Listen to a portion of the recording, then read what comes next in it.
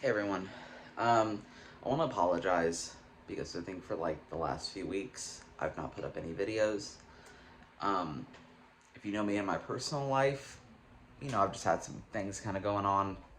Uh, just a lot of stress between factors of just my life, my work, just everything has been kind of piling up on me. And so for the last few weeks I've just been a little I don't know, not really in self care mode. Um, I would say more sustaining, just trying just to kind of make it through my days. Um, I'm a big, advocate for seeking help when you need help. Um, I did reach out to my doctor. I'm on an antidepressant at the moment. My doctor's, let's be honest, when you're assigned a female at birth, there's a lot of developmental related, disabilities or delays or things like that that just aren't really looked at in you. It's way under diagnosed in assigned female at birth. Um, so I've always tried to get somebody just to listen to me about what I might be experiencing or need. And sadly, it's just never really quite worked out for the medicines and stuff that I've been given. Um, so I talked to my doctor, and he's helping me get all that moved around, which is cool. Uh, but in the meantime, I've just been, you know, trying to be okay. Um, that being said, they sound weird, but my weight loss is something that I'm still very dedicated to. Um, and I want to still show some of that progress because, again, I'm very proud of it. Camden, you want to show up? I don't know if you can see him. Here he is. He just woke up as well. I woke up just a little bit ago as well. I've just kind of been napping on and off. Just I think what people call depression sleep. But that being said, I'm gonna go ahead and still do my weigh-in. I can't remember what I was the last time, so I will put it nicely right here so that you can see what my weight was the last time I weighed in. And let's go ahead and show what it is now.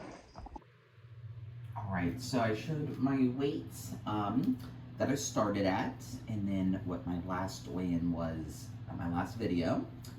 And now we will see what my weigh-in for this week is. So I'm thinking about getting a new scale. So if anyone has any suggestions of some good ones, I'd love to know what other folks like. All right, here we go.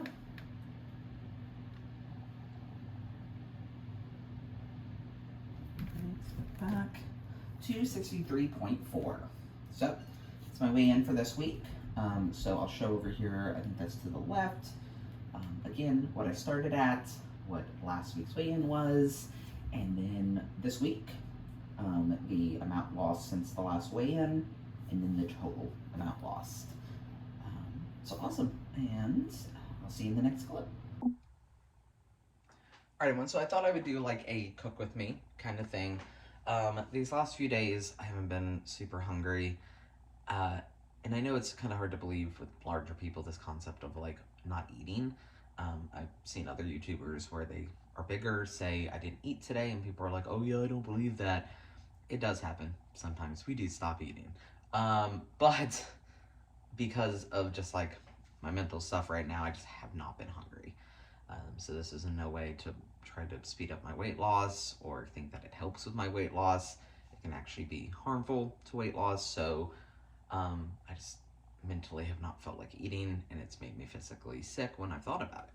But I'm starting to feel like I could eat. So there is a meal that I would like to make. It's something that I've made before. I enjoy it, and it's calming on my stomach.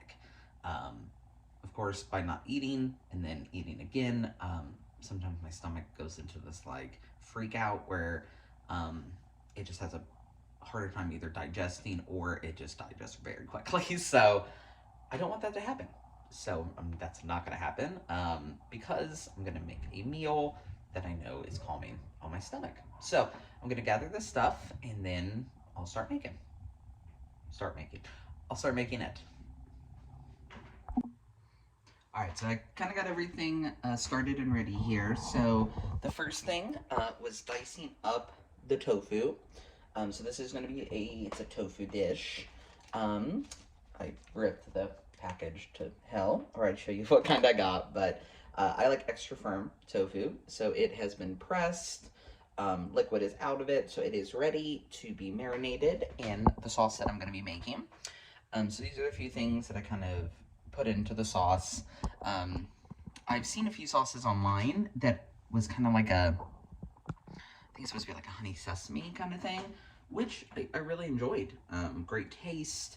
I'm not huge into like a salty kind of taste, so quite a few things that go into it have kind of more of a salty taste. But the part that I like is that I either add honey, which kind of helps balance it out a little bit, plus the other thing that I eat with it really helps kind of mild out that salty kind of taste. But I'm waiting for that part to show up because I had to have somebody go pick that up for me because I didn't have it. And they were nice enough to do that on their way home. So, I'm going to go ahead and make the sauce. So, I take one of these little containers. That way, after I make the sauce, I can put the tofu pieces in it and then let it go into the fridge for a little bit. So, the first thing I'm going to be adding is going to be... Let me see, remember what I got here. So actually, let me just show this stuff and then I'll kind of be throwing it in there. So for the liquids that are going to be going into it, Camden, we have, of course, soy sauce, which is kind of good for that kind of base. Again, usually pretty salty or higher in sodium. So I did grab just the less sodium one just to kind of help balance that part out. We have toasted sesame oil, which I've never really used in cooking before. And when I got it and I smelled it, it was like, oh shit, that's very sesame. But it actually, the taste-wise, pretty mild. Smell, very strong, but taste a little bit more mild, which is something I've never had and I really liked it. And then we also have, so they say to use rice vinegar. I didn't have any rice vinegar, and when I went to the store, it was like ranging kind of in that $5 range, and I was like, I don't know how much I'll be using this. I know it doesn't like go bad really quick, but I just get really weird about spending money sometimes. So I knew I already had apple cider vinegar. I love vinegar. I tell people that all the time. I love vinegar. Salt and vinegar chips, vinegar and like oil when you do like things at like Italian restaurants, so like breads and stuff like that. Ooh, love vinegar. So already had that, so I figured I'd probably still like it. So, and then the other thing that I added last time that I think I'm gonna add this time as well is, even though I have like a powdered ginger that's gonna go into it, this sauce right here, it's a pot sticker gyoza dipping sauce, but it's mild ginger. And this one, just kind of the taste is a little bit more robust than the powder gave me. So I'm gonna put a splash of that in. Okay, and then outside of honey, which I've already kind of talked about, the other things that go in are garlic, which I like to use freeze-dried garlic. I don't know why, it's just something I love fresh garlic, don't get me wrong, and the little thing with all like the liquid and all the smells and tastes so good. But again, price versus like how much I used it, this was a better deal for me. So with that, and then of course minced onion. Well, I said of course, like you would know that, but minced onion seems to kind of go in just about everything. So we have that. I'm gonna go ahead and start adding it here. And as I'm doing that, I figured, again, I'd talk a little bit about just life and kind of what's going on. So, I've talked about it a little bit before. I work in a, I think what folks would consider a high-stress job. I work in harm reduction, which can mean a lot of things across a lot of different fields. I personally work in harm reduction around folks who utilize substances, so substance use disorders. Primarily folks who are using IV substances, such as heroin, fentanyl, any kind of opioid, or any kind of upper, so like methamphetamine, stuff like that. But I also work with folks who do IM injections, so that can be like steroids, hormones, stuff like that as well. You can hear Camden. Camden, you want to come join me? He's coming. So I have been doing a lot of outreach recently because I like just being out of the office and kind of more boots on the ground. Come here. But with that comes seeing a lot of folks when they're at their highest need. So we have some encampments, and they're planning on sweeping the encampments. So for folks who don't know what sweeping is, sweeping an encampment is, you would think like clearing could be another word that's used, but it's never, that's not the point. It's sweeping it. It's just wanting it out, getting it out of, the view of people. Because if it was actually about like helping people and getting them housing or options for housing or giving them a safe location to be able to reside until housing becomes available, instead what happens is people's stuff gets bundled up into a big black trash bag and it gets thrown away. And that stuff can include, of course, the shit that everyone's upset about. So the drugs, the paraphernalia, those kind of things. But what it can also include is their identification documents. That can include things like their IDs, social security cards, EBT cards, any of those things. Which we have somebody at our area who helps them get those things. So this person is doing a lot of work and sometimes reaching out to other states, trying to express things, bouncing back and forth between eligibility specialists, rapid rehousing groups, all this kind of stuff, for then that stuff to be thrown away because somebody has it in what is their home. And, well, even though maybe a tent, it's their home. So with those sweeps happening, it's re-traumatizing every single time it happens, because we have folks that are in this location, and then a sweep happens and they move to this location, and then a sweep happens and then they move to this location. But now what's going to happen is that the whole entire area becomes what is called a no emphasis zone, or high emphasis zone, which means that no camping is allowed, which means that they do not have to give a warning and they do not have to post that they're going to be clearing, which means if somebody shows up in town, hasn't been here before, doesn't know that that's what that area is, and let's say was just set up for the night, left their tent for a short period of time, and Parks and Rec comes through, they're going to clear it. So then that person will be without all their stuff. So dealing with that is majorly in the front part of my mind. But then also just some, we're getting to the time of year where it's already kind of tough anyway. My dad passed in December of the last year. It's going to be 2022. So this is going to be the holiday season where this will be the first time I don't hear from him for the holidays. So of course that's kind of weighing on me a little bit. I don't know.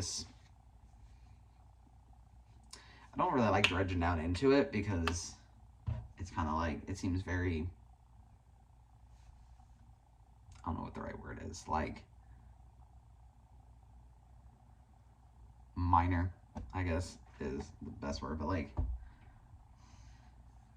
it just kind of sucks feeling alone a lot, But anyway, so that's kind of heavy on my mind as well.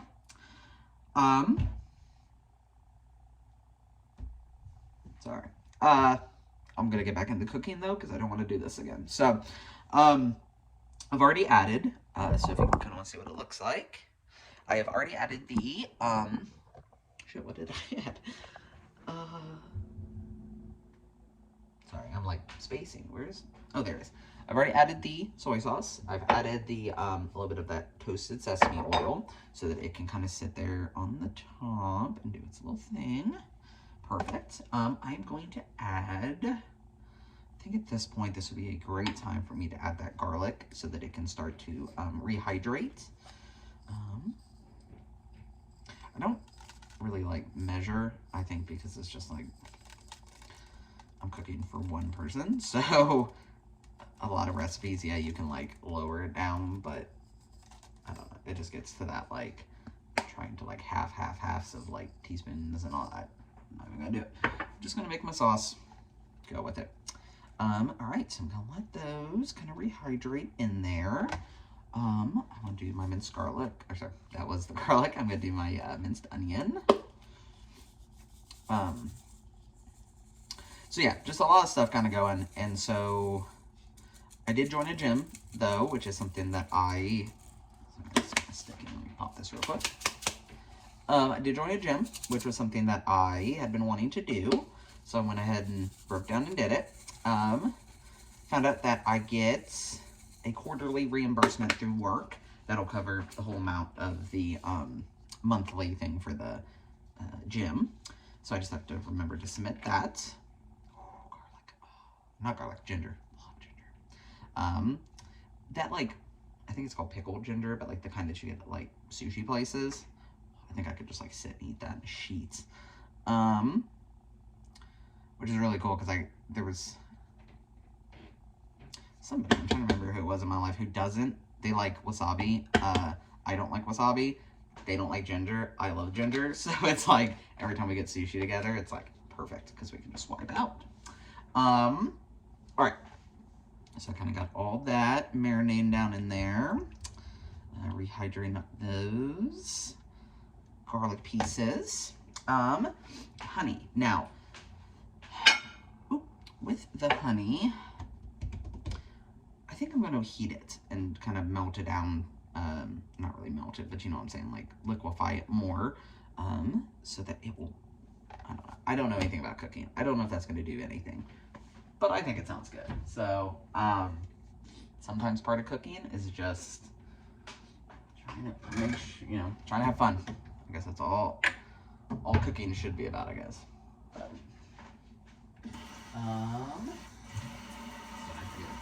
a little distracted. Wash my hands real quick because I just scratched my nose.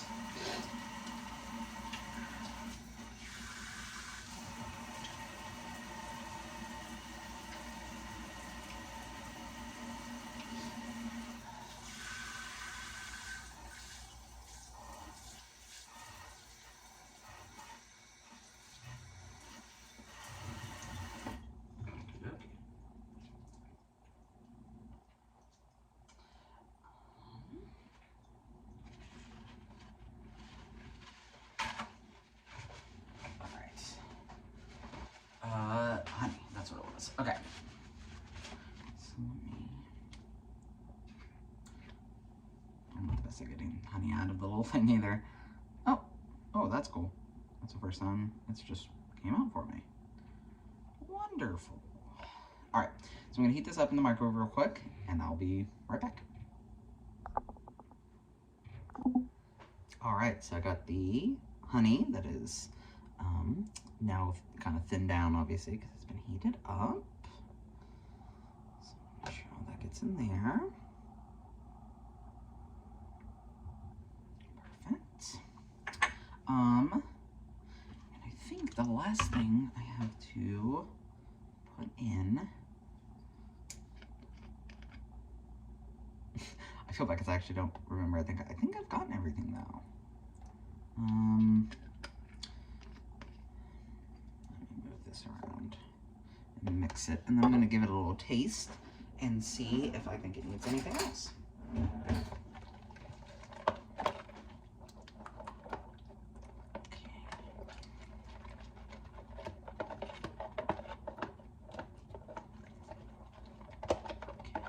go. That's right. No, I think that's actually perfect. Shit, I didn't expect to do that right the first time. Okay. Oh, wonderful. That is very, very tasty. So I think it is time now to add the pieces of tofu in, which I'm going to do, I think, with all these little plastic forks. So I'm gonna take it. So I've talked about it before. I am not somebody who cooks. Usually I just don't have the, I don't want to say patience, because I think patience, like, makes me feel like I'm being impatient or, like, angry. It's not anything out of that. It's just, like, cooking doesn't calm me. It doesn't, invoke anything in me that feels good. And I think it's just primarily because, like, my brain wants to be doing a lot of other things as well. And I'm usually, like, I don't say a multitasker, but, like, just have to have other things going on. And with cooking, it's kind of one of those things where, like, I start it and I'm like, oh, this could be really fun. And then I get kind of, not really bored, but I lose my connection to it. And then all I can think about is I just want it to be done, and I don't even look forward to, like, the eating part. Like, I'm way better if there's just something there, and it can be, of course, you know, whatever, but, I mean, I won't say whatever. That actually makes me sound like I will literally eat whatever. I'm actually, I won't say picky, I'm just, like, I'm selective now. And, because, like, when it was other people's money buying food, I would eat it. I wasn't picky for that reason, because it was like, okay, well, this is what we have, and I understand that, and if I want to eat, then I'm going to have to eat what's here. And now that, like, I'm able to buy my own food, all that kind of stuff, I'm definitely way more, like, selective about what I like to eat.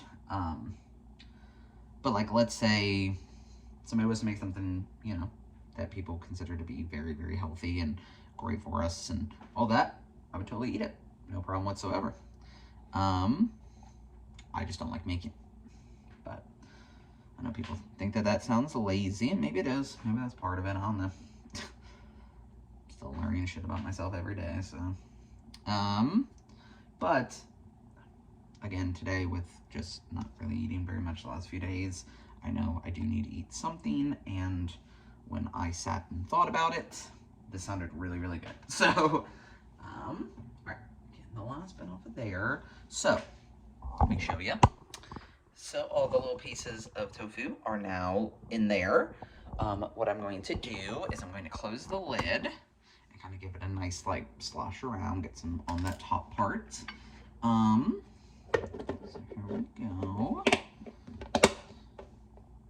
I don't want to do any, like, major, like, throwing it around because of the fact that, like, tofu, I mean, it's, the extra firm isn't as, like, crumbly as some of the other is, but it's not, like, super held together, so I don't want to just, like, shake the shit out of it and rip all of it apart. But as you can see, I'm kind of just moving that marinade around so that it gets on all parts, and then all parts are covered. All right, I am very excited because that smells really, really good. Okay, so I'm gonna clean up a little bit. If anybody, though, as I'm kind of talking about my not huge fandom of cooking, if you have any recipes that are, like, not as time consuming, something that's kind of a, I don't know, a good go-to, that you like to go to for just like that. I really don't have time. I don't have the energy. I don't have the spoons. I don't have all this stuff to put into cooking. If you have a meal that you like to go to, feel free to let me know it. But I'm going to put this in the fridge, and then I'm going to start on to my next task.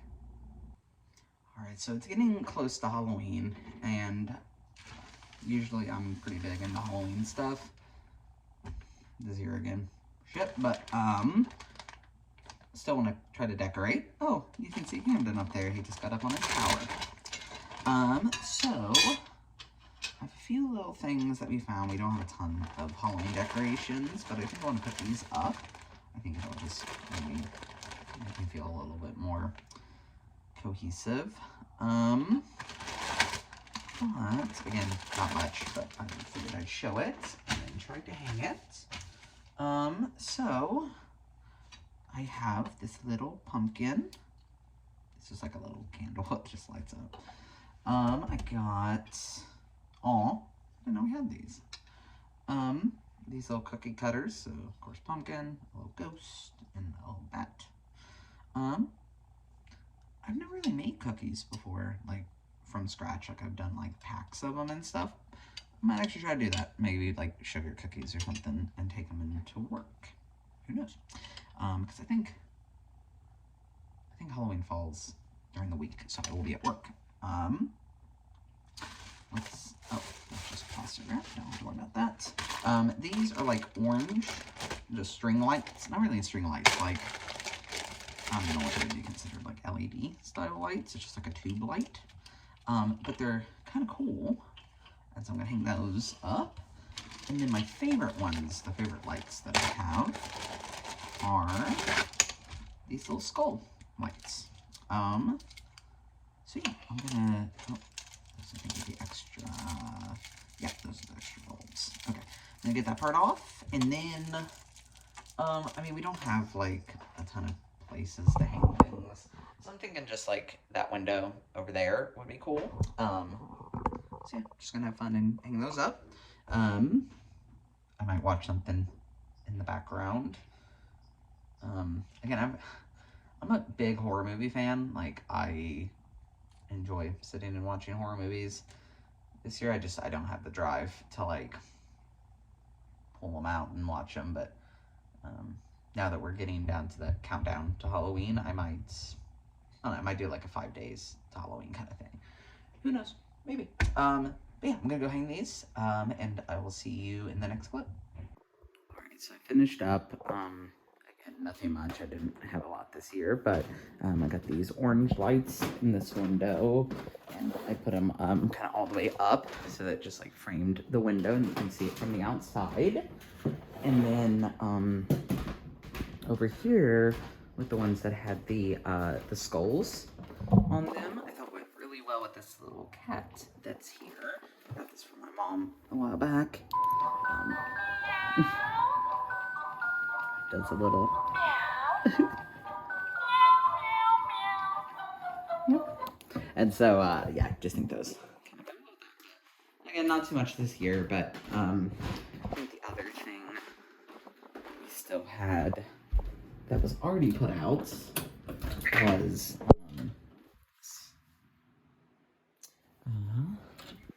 so yeah, so got all that put up. I was thinking about trying to make sugar cookies.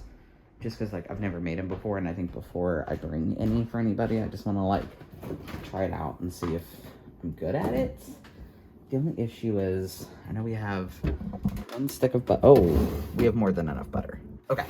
Then I might start making up the batter for some cookies. But we'll see how I feel here in just a little bit. All right. See you in the next clip. And hope maybe cookies. It might be the finishing of my dinner. Not quite sure yet, but I will see you in that one. Alright, so I talked a little bit in my videos about this, but I don't think I've talked a ton.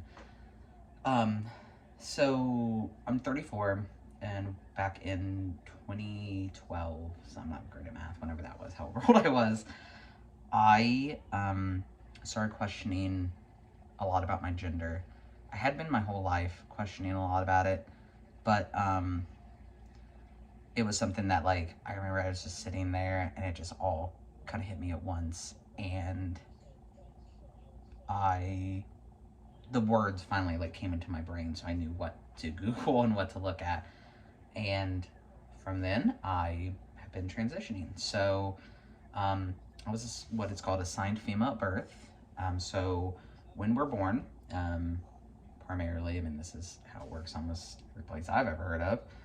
You're born and they look at your external genitals, and unless there is a reason for concern or something that is kind of a sign that there might be something different internally than what's external, they will just assign you a gender at birth. And so this is where we start that concept of the difference of sex and gender.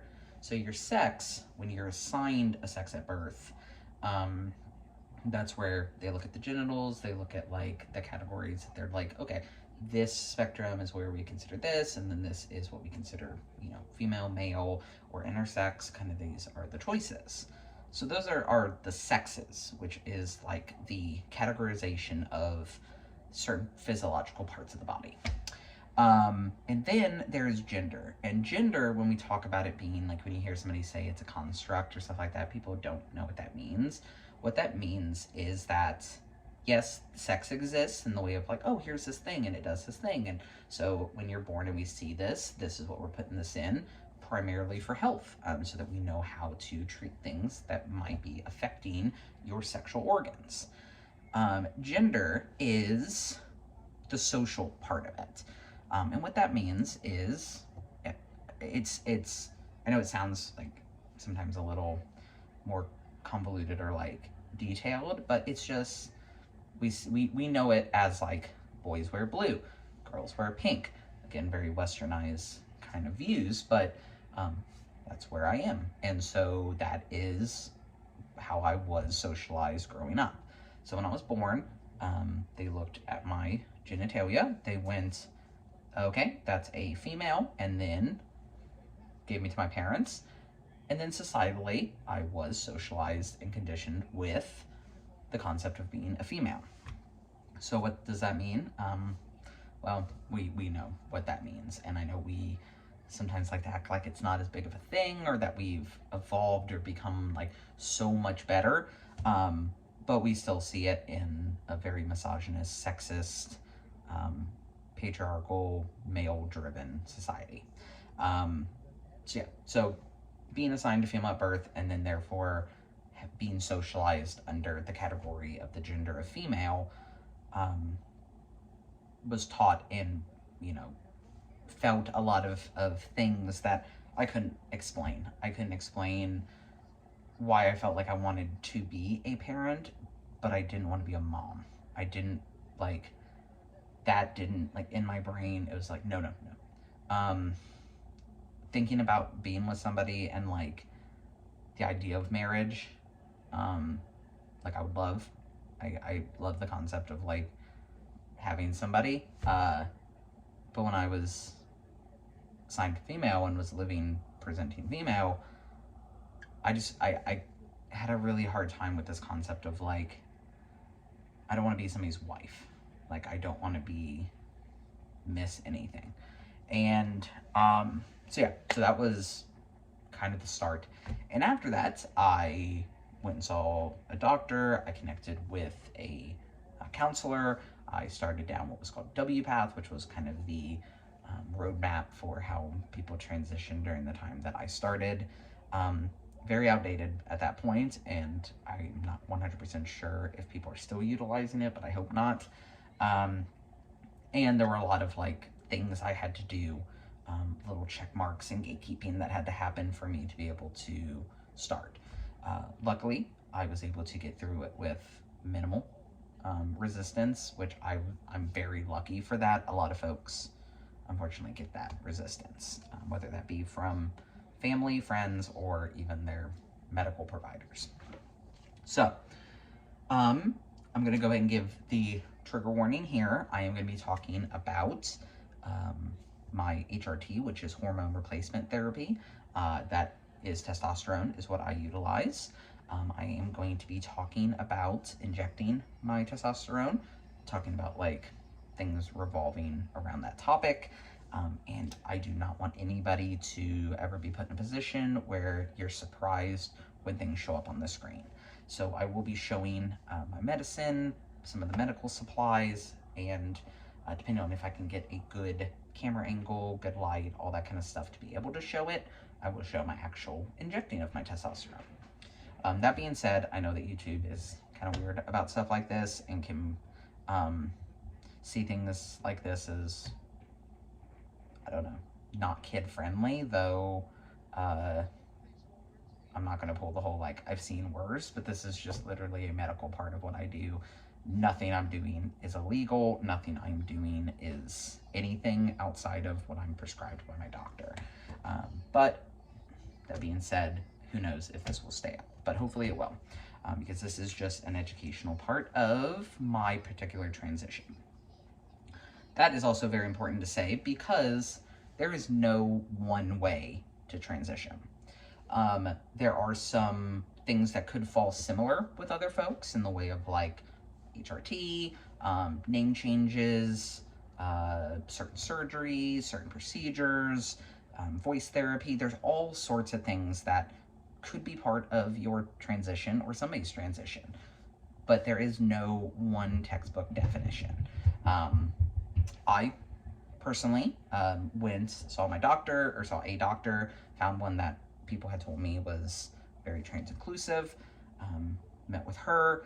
I went to a gender counseling center, started going to support groups just to kind of get that community, and went and saw a therapist, connected with them over a visit. They have to, where I was, had to sign off that I was of like right state of mind to make this decision for myself, which again, old school, not super about that, but not like the not having people be of right mind to be able to make decisions, but this concept that like there is no one way, and so it really depends on who the therapist is that you're talking to, which is scary. But I connected with somebody who we had a really great conversation. We explored a lot of things, and after speaking with her, she gave me the green light, had my letter sent to me. I was able to take that letter in, start in on my HRT, and then after that, it went from there. So again, you'll hear me say HRT. I've already said it's hormone replacement therapy. That is different depending on the transition that somebody's doing, or the certain effects that they're hoping to achieve from hormone replacement therapy. I personally, though I do identify masculine, and I'm fine with people seeing me like in a more masculine way. I'm also completely fine if people see me in a more feminine light. I just know it's just doesn't happen. But if it did, I'm not hurt or offended or feel any kind of dysphoria. So I would definitely say I like fall in that like, gender queer, non-binary kind of range. But I am very mask presenting. I do enjoy the parts that give me that mask presentation. And mask is just short for masculine. Again, doesn't make me any more or less trans, or doesn't make anybody else any more or less trans on how they navigate that. Just letting you know my personal journey. So when I was looking at what effects I wanted, testosterone was the effects that I wanted. Now, people who are hoping for more kind of, I can't ever say the word, but feminization, I think it's the right word, of their body, of certain things about them, then there are options on HRT that will work for those effects. But I personally do testosterone. Now, there's a few ways that folks might get their testosterone in the way of like introducing it to their body or presenting it to their body. The ones that I am most familiar with are there's patches, gels, there's sub-Q, which is subcutaneous, which is kind of in more like around the fatty kind of area. So you can usually do it like in your stomach where you're able to pinch up and push in. And then there's intermuscular, which longer needles go into a muscle. I do that. That is my way of getting my testosterone. So I'm prescribed it through intermuscular. And I'll kind of show what that looks like. So mine come in vials. Depending on who's prescribing and what insurance I have, it kind of depends on what size bottles I get. I've had ones that are pretty tiny, and I can usually get like 1 or 2 shots or 1.5 shots out of it. and as needing that other half, that's the shitty part, is that I have to like try to transfer, which is, if anyone knows, it's a little bit more difficult in that way. And I end up going through more supplies. So this time though, my prescriber got me the larger vial. So this is the larger vial. Again, the other one is only literally about that tall. So that's awesome. That means I'm going to be able to get multiple out of the one and not have to do any sort of transfer. There might still be a little bit, but I'd rather do that than literally almost a whole half of a shot having to try to pull between two. So mine come in boxes that look like this. So it is called Depo-Testosterone. I will put the other name down here. Again, I've been on it like a long time, 10 plus years. I'm very bad at math, since 2012. But I still don't know how to pronounce that word. So I will put it up here so you can see it. That being said, you, again, may not get it in that full of a vial. That is, you know, depending upon your insurance, unfortunately. If you're able to and you would like to ask for the larger vial for that reason, try to see if you can get it covered under your insurance, or if pre-authorization can be done, just for your own comfort. Now, when it comes to your dosage of testosterone, this is very, very important, because especially people who are getting it more illicit, who are not getting it through a prescriber, who are doing it kind of on their own. I'm not going to condone any of, not condone, that's not the word, condemn. I'm not going to condemn people for doing that. It is a difficult thing to navigate depending on where you are, and I just cannot place judgment on somebody who is doing something to potentially keep them around. But I will say, don't just go off of random people's suggestions. Testosterone is something that has some, you know, changes and side effects and things that can happen, that it's just good to have a prescriber be able to kind of keep an eye on those things. It can raise blood pressure. Some people have weight gain with it. There's like certain things that, like, when it's happening, you may want to just kind of have an eye kept on, as well as you're injecting something into your body, and without a full way to be able to test what it is that you're injecting, that is, of course, has a harm and a danger behind it that I just want to make sure folks are staying as safe as possible. So when it comes to dosing, you should try to speak with your medical provider about it, talk about these options. But if nothing else, do your research, reputable sources, but I would suggest going through the medical side. So I personally inject 1.5 cc's, and I do that weekly.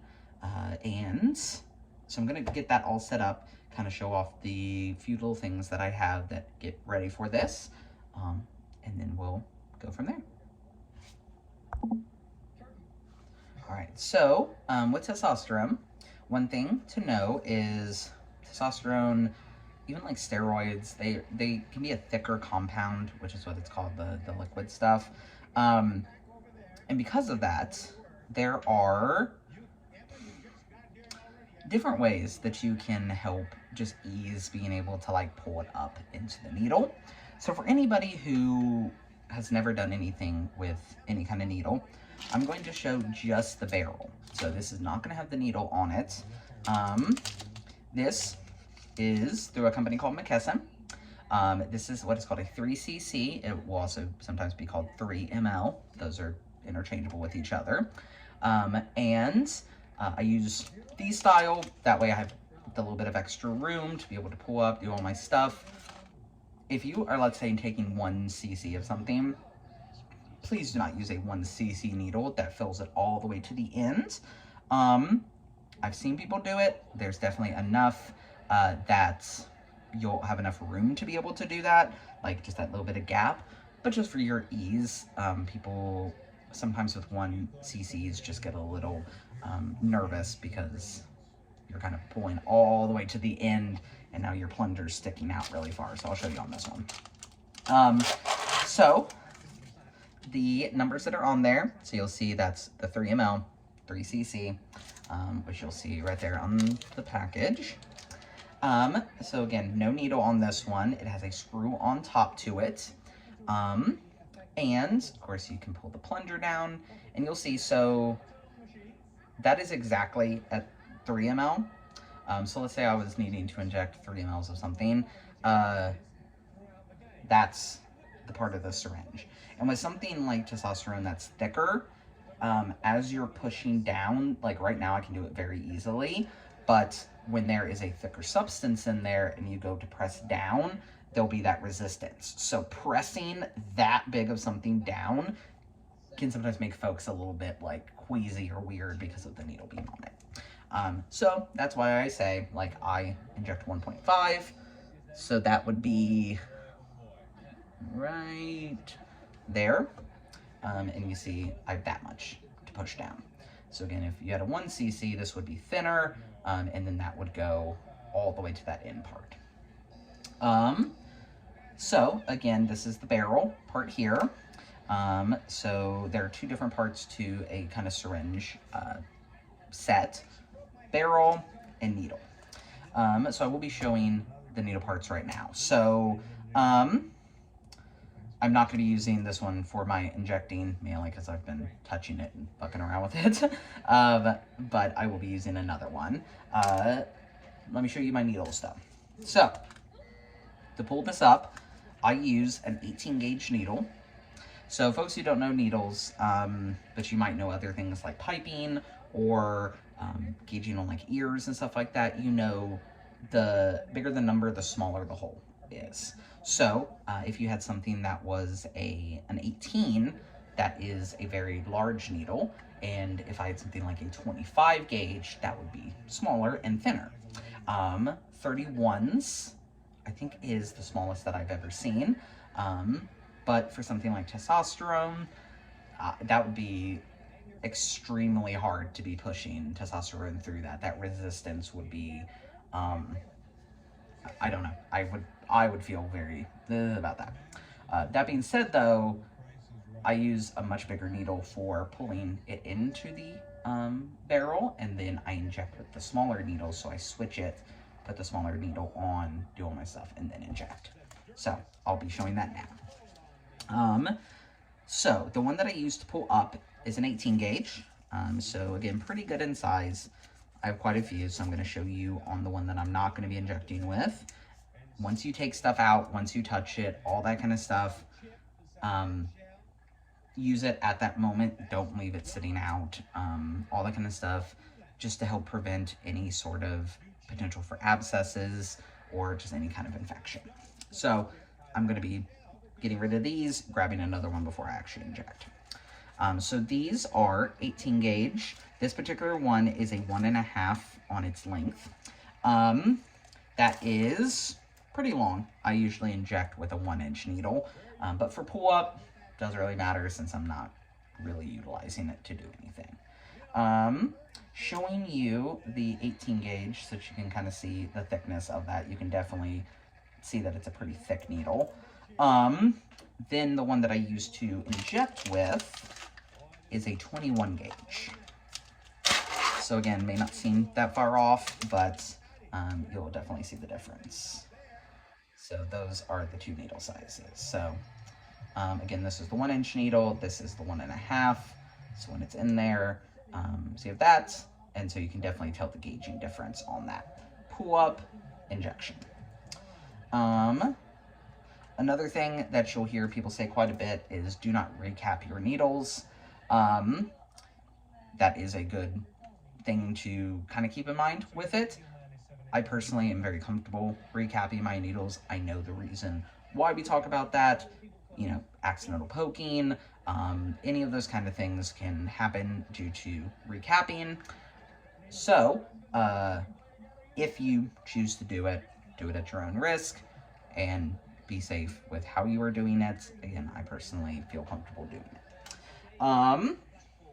So, now that you have seen the two different needles, I will now be showing how you pull stuff up into them.